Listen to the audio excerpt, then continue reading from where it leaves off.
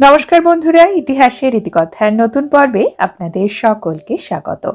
চলছে শ্রাবণ মাস। শ্রাবণ মাস হিন্দু ধর্মে বিশেষ মাহাত্ম্য রাখে। এই মাস চাতুর্মাস্য ব্রতের মধ্যেও পড়ে এবং শ্রাবণ মাস মহাদেব এবং মা পার্বতীর অত্যন্ত প্রিয় মাস। সনাতন হিন্দু ধর্মে সবচেয়ে তাড়াতাড়ি প্রসন্ন হন যে দেবতা, তিনি হলেন দেবাদিদেব মহাদেব। ভোলেনাথের পুজোতে খুব বেশি উপকরণের প্রয়োজন হয় না। সামান্য দুধ, গঙ্গা জল, বেলপাতাতেই মহাদেব সন্তুষ্ট হন। আজকের পর্বে আমরা জানব হিন্দু পুজোতে সবচেয়ে বেশি জনপ্রিয় বলতে পারেন উপায়, যেটি ভোলে বাবার পুজোতেও আমরা করতে পারি। এই উপায় হলো লবঙ্গ এবং কর্পূরের উপায়। সনাতন হিন্দু ধর্মে সকল দেবী দেবতার পুজোতে নিজের সৌভাগ্য বৃদ্ধির জন্য, জীবনে পজিটিভিটি আনার জন্য কর্পূরের ব্যবহার হয়। কর্পূর হিন্দু ধর্মে ব্যবহৃত পুজোর সামগ্রীর মধ্যে সবার আগে আসে। বলা হয় কর্পূর না জ্বালালে পুজো সম্পন্নই হয় না। হবন বা ব্রত অনুষ্ঠান কর্পূর ছাড়া অসম্পূর্ণ থাকে। সনাতন হিন্দু ধর্মে দেবাদিদেব মহাদেব হলেন সাধক বা তপস্বী।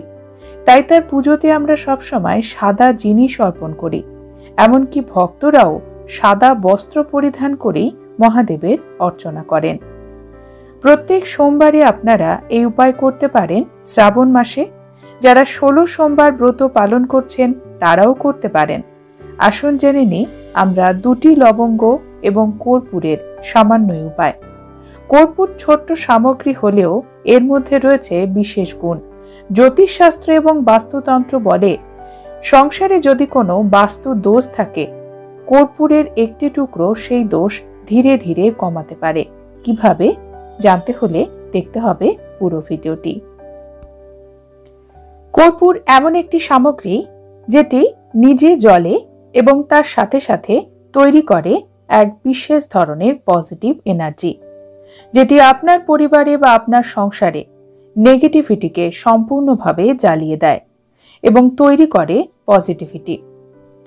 আপনার পরিবারে যদি আপনি মনে করেন প্রচুর ঝগড়া অশান্তি হচ্ছে, অর্থনৈতিক ক্ষেত্রে সমস্যা আসছে, প্রচুর অর্থ উপার্জন করলেও আপনি অর্থ ধরে রাখতে পারছেন না, কোনো না কোনোভাবে সে অর্থ খরচ হয়ে যাচ্ছে, বা ঋণের জালে জর্জরিত, দারিদ্র্য যোগ, শারীরিক অসুস্থতা, মানসিক অসুস্থতা, সকল ক্ষেত্রেই কর্পূরের এই উপায় আপনি করতে পারেন। কর্পূরের এই বিশেষ উপায় আপনাকে শুরু করতে হবে শ্রাবণ মাসের যে কোনো সোমবারে। তারপর টানা 5টি সোমবার আপনাকে এই উপায় অবলম্বন করতে হবে। তাহলেই আপনার মনস্কামনা পূর্তি হবে। সকালবেলা ঘুম থেকে উঠে স্নানের জলে আপনারা 2-3 ফোঁটা কর্পূরের তেল ব্যবহার করতে পারেন, অথবা কর্পূর গুঁড়ো করে তার পাউডার তৈরি করে সেটিও স্নানের জলে ফেলতে পারেন এবং সেই জল দিয়ে স্নান করুন। এতে আপনার উপায় আরো কার্যকরী হবে। বন্ধুরা, কর্পূরের উপায় সবসময় সন্ধেবেলা করার চেষ্টা করবেন, যখন মহাদেবের পুজোর সঠিক সময়, অর্থাৎ প্রদোষকাল।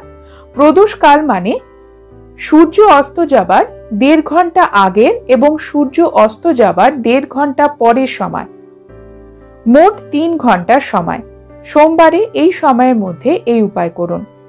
পুজোর স্থান ভালোভাবে পরিষ্কার করে সাদা বস্ত্র পরিধান করে একটি পাত্রের মধ্যে, যদি আপনার কাছে রূপোর পাত্র থাকে তাহলে ভালো হয়, যদি না থাকে তবে যে কোনো ধাতুর পাত্রে আপনাকে কর্পূর নিতে হবে এবং নিতে হবে 2টি লবঙ্গ।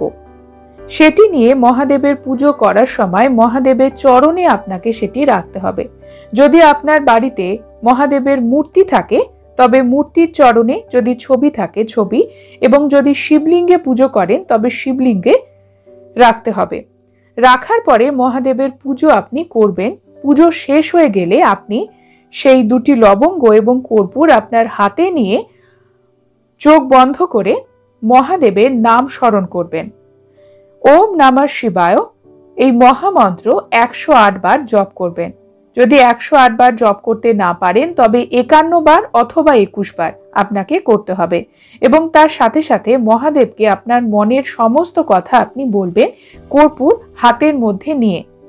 হাত মুঠো করে রাখতে হবে আপনাকে কর্পূর আর লবঙ্গ নিয়ে। এরপরে সেই কর্পূর এবং লবঙ্গকে আপনাকে জ্বালাতে হবে। কর্পূরে আগুন দিয়ে মহাদেবের আরতি করুন এবং কর্পূর যতক্ষণ জ্বলবে ততক্ষণ কিন্তু সেটিকে মাটিতে রাখা যাবে না, হাতে নিয়ে আপনি আরতি করুন।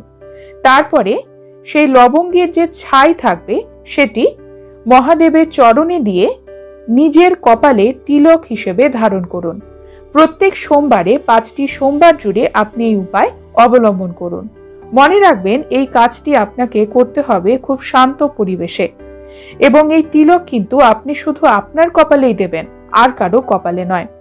পুজো সম্পন্ন হয়ে যাবার পরে সেই দিনে নিরামিষ আহার গ্রহণ করবেন। পরপর 5 সপ্তাহ এই উপায় অবলম্বন করার পরে দেখবেন কিরকম পজিটিভ রেজাল্ট আপনার জীবনে আসে।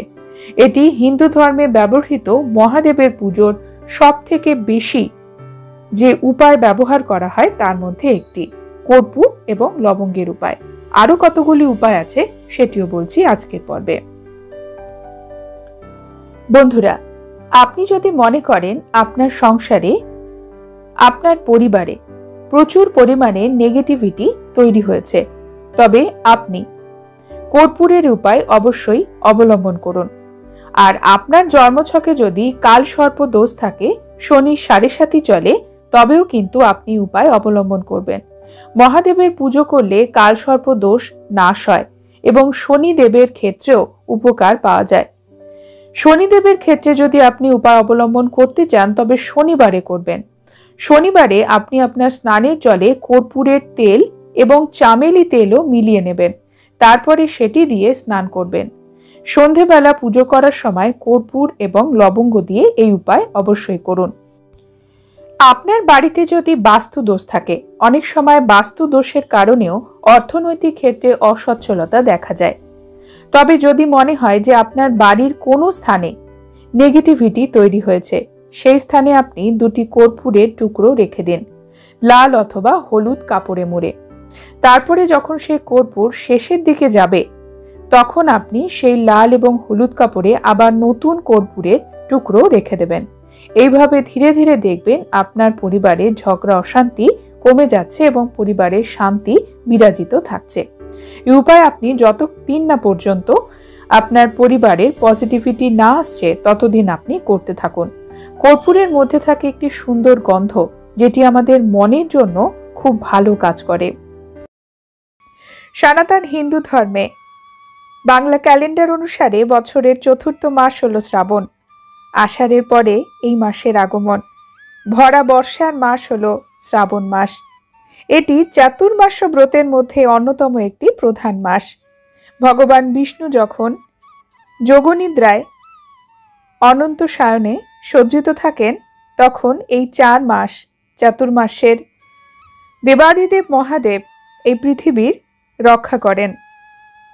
শ্রাবণ মাস পুরোটাই ভগবান শিবের উপাসনার জন্য উৎসর্গ করা হয়েছে।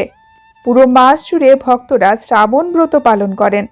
আবার অনেকে শুধুমাত্র সোমবারগুলিতেই দেবাদিদেব মহাদেবের অর্চনা করেন। অনেকে 16 সোমবার ব্রত শুরু করেন শ্রাবণ মাসের যে কোনো সোমবার থেকে। বলা হয় ভগবান শিব এবং মা পার্বতীর আশীর্বাদ পাওয়ার, মনস্কামনা পূর্তির জন্য অত্যন্ত শুভ মাস হল শ্রাবণ। হিন্দু ধর্মে ভগবান শিব হল আশুতোষ, যিনি অল্পেতেই সন্তুষ্ট। আর শ্রাবণ মাসে ভগবান শিব খুব তাড়াতাড়ি সন্তুষ্ট হন, এমনটাই বিশ্বাস ভক্তদের। বহু শিব মন্দিরে ভক্তদের ভিড় থাকে এই সময়। বন্ধুরা, আজকের পর্বে আমরা জানব শ্রাবণের মতো একটি পবিত্র মাসে আমরা কোন কাজ করব এবং কি করা উচিত নয়। হিন্দু ধর্মের নিয়ম অনুসারে শ্রাবণ মাসে আমাদের কেমন ভাবে চলা উচিত। শ্রাবণ মাসে ভক্তরা মহাদেবের অর্চনা করেন মনস্কামনা পূর্তির জন্য, স্বামী স্ত্রীর ভালো সম্পর্কের জন্য, দাম্পত্য সম্পর্ককে মজবুত করার জন্য। অবিবাহিত মহিলারা ভগবান শিবের মতো স্বামী পাবার বাসনায় শ্রাবণ মাসে শিবব্রত পালন করেন। এছাড়াও পরিবারের মঙ্গল কামনায়, সুখ শান্তি সমৃদ্ধি বৃদ্ধির জন্য মহাদেবের কাছে ভক্তরা অর্চনা করেন। শ্রাবণ মাসে ধর্মীয় গুরুত্ব রয়েছে অনেক। এই মাসে শুধুমাত্র ভগবান শিব নয়, তার সাথে সাথে মা পার্বতীরও অর্চনা করা হয় ভারতবর্ষের বহু স্থানে। মঙ্গল গৌরী ব্রত পালন করেন ভক্তরা। বলা হয় এতে স্বামী স্ত্রীর সম্পর্ক ভালো থাকে।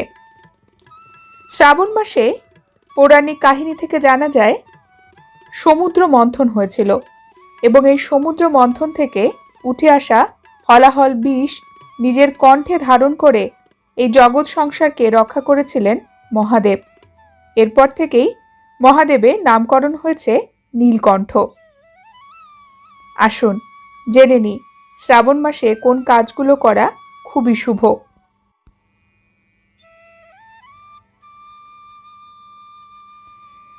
শ্রাবণ মাসে প্রত্যেক সোমবারে পারলে প্রত্যেক দিন ভগবান শিবের জল অভিষেক করুন।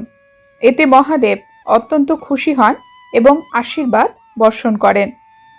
সোমবারগুলিতে ভোলে বাবার পুজো করার সময় পঞ্চামৃত দিয়ে মহাদেবকে অভিষেক করতে পারেন।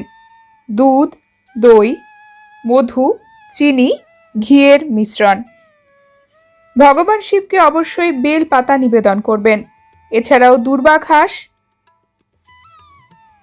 ধুতুরার পাতা, আকন্দ গাছের পাতা, বট গাছের পাতা, অশ্বত্থ গাছের পাতা, আম গাছের পাতা, এগুলো মহাদেবকে অর্চনা করার সময় অর্পণ করতে পারেন।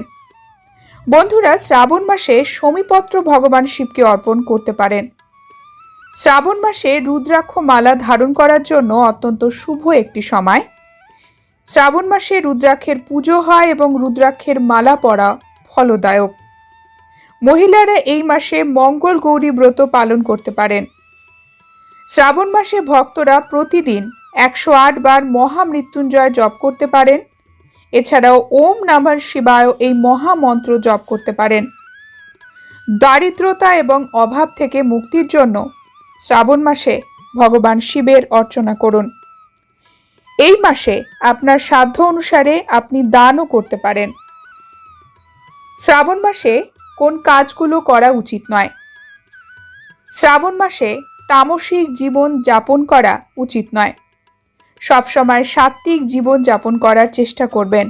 সাত্ত্বিক আহার ভোজন করার চেষ্টা করবেন। শ্রাবণ মাসে শাক জাতীয় খাবার, মূলো, বেগুন, পেঁয়াজ, রসুন এগুলো খেতে মানা করা হয়। শ্রাবণ মাসে আমিষ খাবার বর্জন করুন। এই সময় ফল খেতে পারেন, যে ফলগুলো এই সময় ঋতুকালীন ফল। শ্রাবণ মাসে মদ্যপানও কঠোরভাবে নিষিদ্ধ। শ্রাবণ মাসে কোনোভাবে উপবাসের জন্য সংকল্প গ্রহণ করলে সেই সংকল্প মাঝখানে ভেঙে দেবেন না। এতে কিন্তু আপনার উপকারের চাইতে অপকারই বেশি হবে। শ্রাবণ মাসে খাবারে সাধারণ লবণের পরিবর্তে সৈন্দক লবণ ব্যবহার করুন। এটি কিন্তু আপনার শরীর এবং স্বাস্থ্যের জন্য অত্যন্ত উপকারী। বন্ধুরা, আজকের পর্ব এই পর্যন্তই। পরবর্তী পর্বে নতুন একটি বিষয় নিয়ে আপনাদের সঙ্গে কথা হবে। ততক্ষণ সকলে সুস্থ থাকুন, ভালো থাকুন, আর পুরো ভিডিওটি দেখার জন্য আপনাদের অসংখ্য অসংখ্য ধন্যবাদ।